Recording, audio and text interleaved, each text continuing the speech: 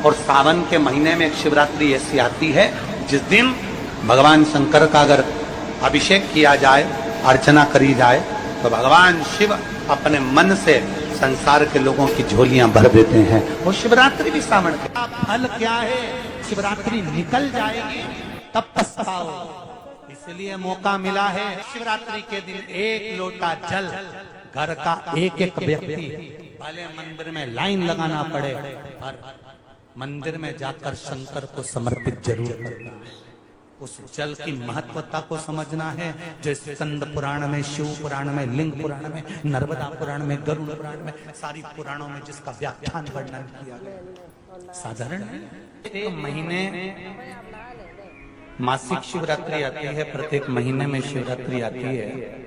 और वो शिवरात्रि महीने में एक बार इसलिए आती है कि तुम अगर प्रतिदिन भगवान शंकर की आराधना नहीं कर सकते, प्रतिदिन अगर एक लोटा जल शिव को नहीं समर्पित कर सकते, शंकर को एक चावल का दाना भी अगर आप समर्पित नहीं कर सकते, एक बेलपत्र भी अगर मेरे ओघड़दानी भगवान शंकर को नहीं दे सकते, तो एक काम करो कि महीने में एक बार शंकर के मंदिर के सामने से भी निकल कर चले जाओगे तो तुम्हारा कल्याण हो ही जाएगा। इतना भी बहुत। शिवरात्रि पर एक कलश का पात्र, लोटा तांबे का या मिट्टी में रखा हुआ जल पात्र में लेकर एक बेलपत्र का छोटा सा भाग उसमें छुआया हुआ, और फिर निवेदन कर रहा हूं अगर बेलपत्र उस दिन नहीं मिले तो पात्र लेकर चले जाना मंदिर में। मंदिर में शंकर जी पे तो बेलपत्र चढ़ी होगी ना, अरे बोलो तो जरा,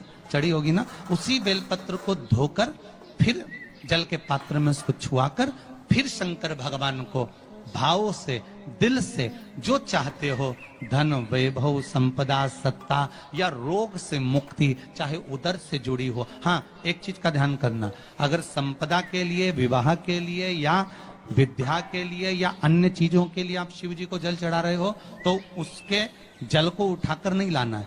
और अगर रोग के लिए जल चढ़ा रहे हो कि मुझे ये तकलीफ है, घर में ये बीमारी चल रही है या रोग चल रहा है, या किडनी का या लीवर का या कैंसर का या ब्लड प्रेशर का, तो जो जल तुमने समर्पित करा उसको लेकर आकर आचमन भी करो। कौन से दिन? जम के बोलो जरा। शिवरात्रि के मंदिर में शिवरात्रि के दिन बात अपने जीवन में उतार कर रखिएगा। सोमवार की अष्टमी,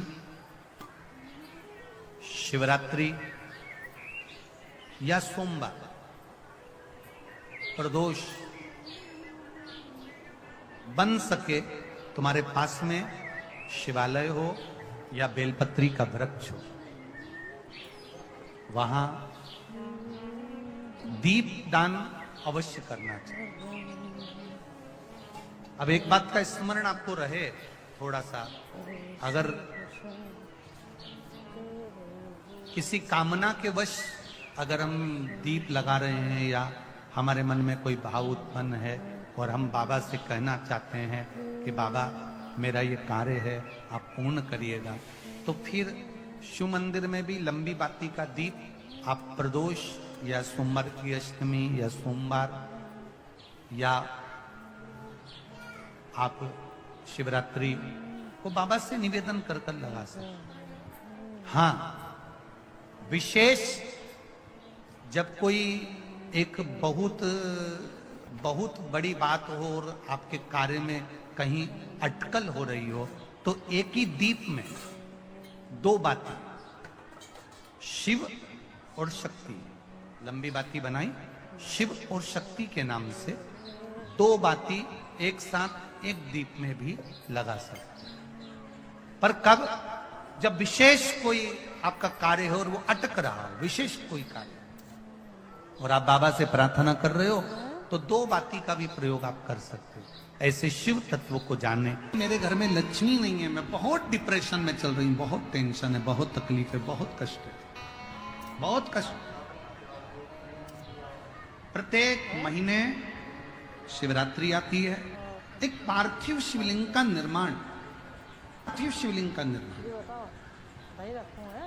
महाराज प्रत्येक घर में हर महीने भले गमले में करो, थाली में करो, पूजन के स्थान पर करो, पर पार्थिव लिंग का निर्माण होना चाहिए प्रत्येक में। तुमरुका जी ने चंचुला देवी से एक बात कही, जिसके घर में पार्थिव शिवलिंग का निर्माण होता है उसके घर में कभी लक्ष्मी की कमी नहीं होती है, वहां लक्ष्मी सदा निवास।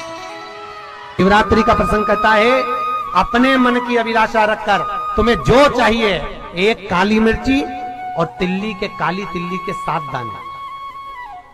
एक काली मिर्ची और काली तिल्ली के कितने दाने? 7 दाने हथेली में रखकर अपनी कामना कर कर मन से अपने मन की बात को कहकर शंकर भगवान के शिवलिंग पर चढ़ा दीजिए। आपकी मनोकामना, कहते हैं हर महीने शिवरात्रि आती है, इस शिवरात्रि पर, मुख्य शिवरात्रि पर चढ़ाओगे, अगले महीने की जब शिवरात्रि आएगी तो आपकी मनोकामना पूरी हो जाएगी। एक काली मिर्ची और 7 काली तिल्ली के दाने, मात्र 7। महाराज, जिसके घर में क्लेश रहता हो, बहुत ज्यादा लड़ाई झगड़े हो रहे हैं, सास बहू के झगड़े, ना बहू कुछ सुनने को तैयार ना सास सुनने को तैयार, और घर में बेचारे पुरुषों की आफत, यहाँ भाई भाई झगड़ रहे हो, सास बहू में झगड़ रही हो, कुछ मत करिए। गेहूं की बाली को तोड़ो, गेहूं की बाली जानते हो ना, जिसमें आप लोग तो गेहूं की बाली को तोड़ना है, और बाली 7 बाली तोड़कर अपने घर में घुमाकर अपने घर का नाम और गोत्र बोलकर उसको शंकर को समर्पित कर दीजिए। जिंदगी में कभी सास बहू का झगड़ा नहीं होगा। महाराज, शिवरात्रि के दिन उसको समर्पित करिए, आपके घर में कभी क्लेश नहीं मच सकता। 12 महीने शिवरात्रि आती है, और शिवरात्रि के दिन रात्रि को 12 बजे शंकर भगवान पर एक धतूरा चढ़ा दो। क्या चढ़ाना है? जम के बोलिए जरा, धतूरा। ये शंकर भगवान को धतूरा चढ़ा दो।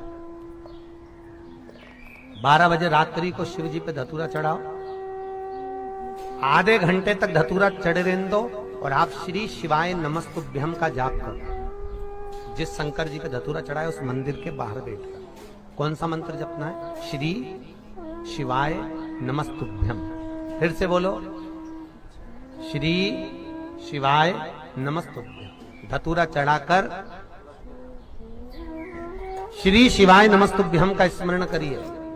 और जो दुकान नहीं चलती हो, घर में लक्ष्मी नहीं टिकती हो, खेत में फसल अच्छी नहीं आती हो, संपदा नहीं आ रही हो, बस उस धतूरे को लाल वस्त्र में बांधकर अपनी दुकान में, अपने व्यापार में, अपने घर में रात को 12:30 बजे उठाकर लाओ, और 4 बजे के पहले उसको अपनी दुकान, व्यापार, व्यवसाय में उसको बांध दीजिए। और अगर जो जमीन फसल सही नहीं दे रही हो, उस जमीन में ले जाकर गाड़ दीजिए। आपको जीवन में कभी तकलीफ नहीं भोगना पड़ेगी, लक्ष्मी बढ़ती चली जाएगी, महाराज, संपदा बढ़ेगी। जो व्यक्ति ज्यादा बीमार रहता हो, बहुत बीमारी उसको घेरे रहती हो, परेशान रह रहा हो, बीमारी बनी हुई है, तो बोर चढ़ाइए। बेर क्या बोलते हैं यहाँ पर? बेर की बोर, वो खाने वाला बेर जो होता है, उस बेर को